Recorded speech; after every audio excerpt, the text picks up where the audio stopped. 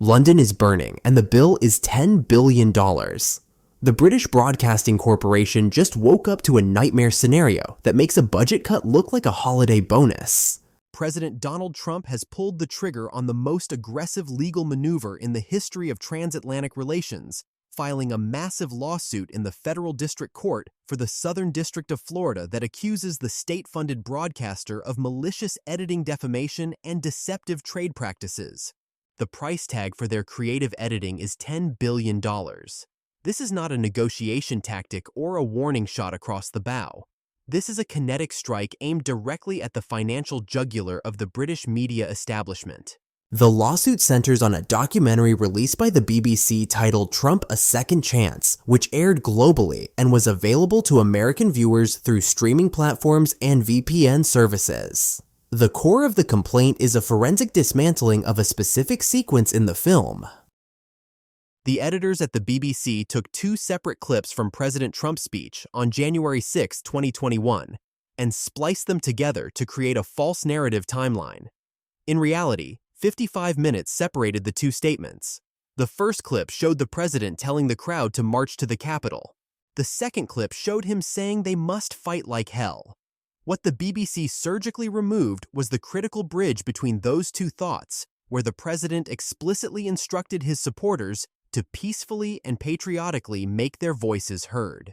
By erasing those words and collapsing the timeline, the broadcaster manufactured a direct causal link between the speech and the violence that followed, effectively framing the sitting president of the United States for incitement through digital manipulation. Insiders close to the White House legal team confirmed that this case has been in development for months. A team of forensic audio and video specialists analyzed the documentary frame by frame, comparing the audio waveforms and visual timestamps against the raw feed from that day.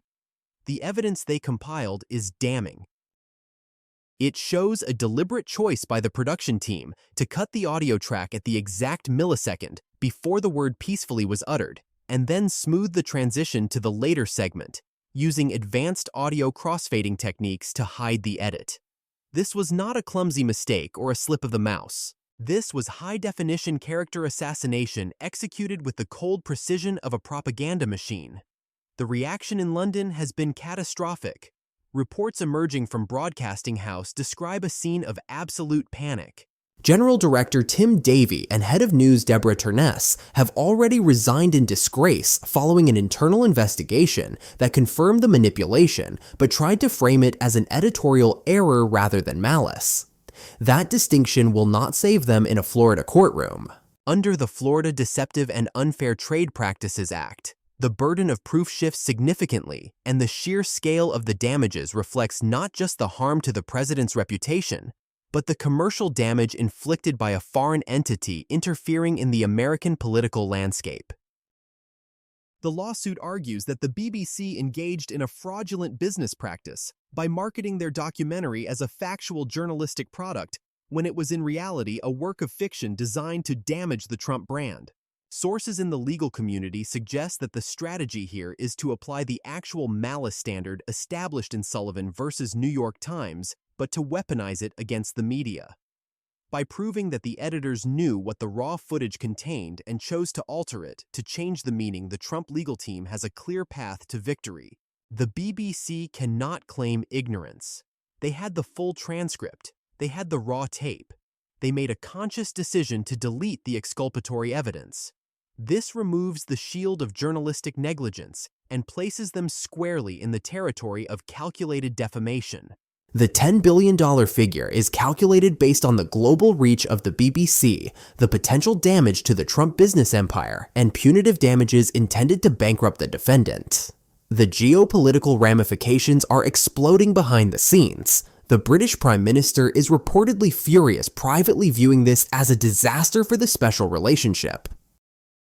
The BBC is not just a company, it is an arm of the British soft power apparatus, funded by the public license fee. A judgment of this magnitude would effectively insolvent the corporation, requiring a bailout from the British taxpayer or a liquidation of assets.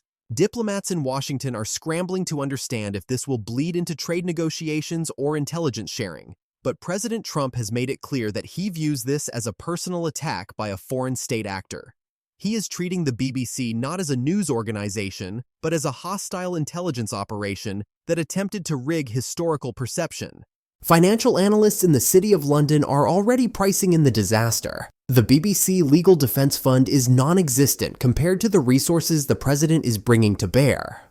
There are whispers that the corporation may have to sell off its commercial arm BBC Studios or liquidate its vast archives to cover the legal fees alone. The discovery phase of the trial promises to be a bloodbath. The president's lawyers will demand access to every email, text message, and Slack chat between the producers, editors, and executives involved in the documentary. They are looking for the smoking gun, the internal communication that proves the bias. They want to find the email where a producer says we need to make him look guilty, so cut the peace line. If that document exists and insiders believe it does, the case is over before a jury is even seated. The timing of this lawsuit is also tactical. By filing it in Florida, the president ensures the case is heard on friendly turf, where the jury pool is less likely to be sympathetic to a foreign media giant. The choice of the Deceptive Trade Practices Act is a masterstroke because it bypasses some of the traditional defenses used in libel cases.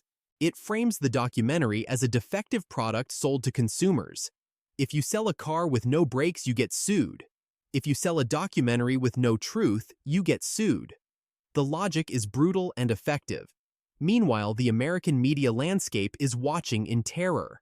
Executives at CNN, MSNBC, and the New York Times are holding emergency meetings with their legal counsels. If the president can crush the BBC for deceptive editing, the precedent it sets is terrifying for the legacy media.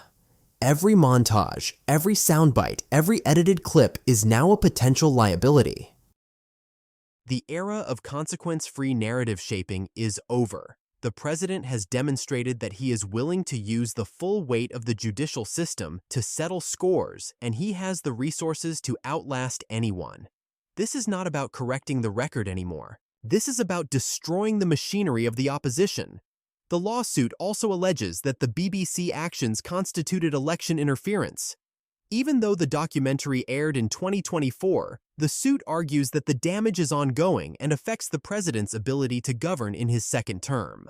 It claims that the edited footage was used to radicalize viewers and incite hatred against the administration, creating a security risk for the president and his staff.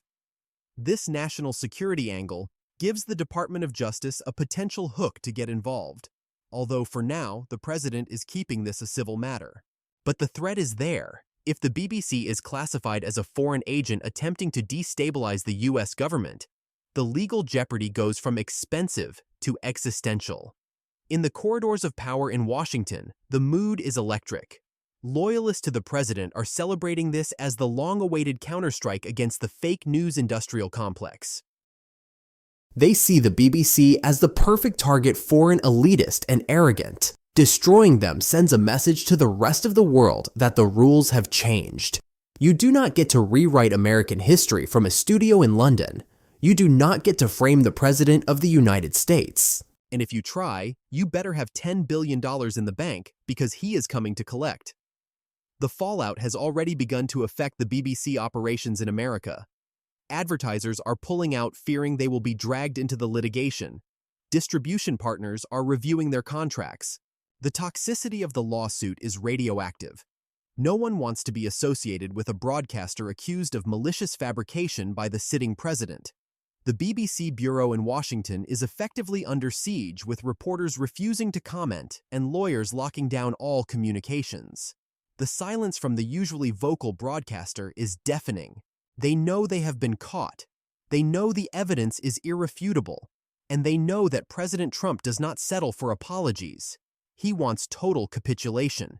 As the discovery process begins, we can expect a steady drip of leaks exposing the internal rot at the BBC. We will see how narratives are constructed, how targets are selected, and how the truth is sliced and diced to fit the agenda. This trial will be the autopsy of modern journalism. It will expose the mechanics of the lie. And when the dust settles, we may find that the venerable British institution is nothing more than a hollow shell, bankrupted by its own hubris and destroyed by the man they tried to take down. The check is in the mail, London, and it is going to bounce the entire British economy.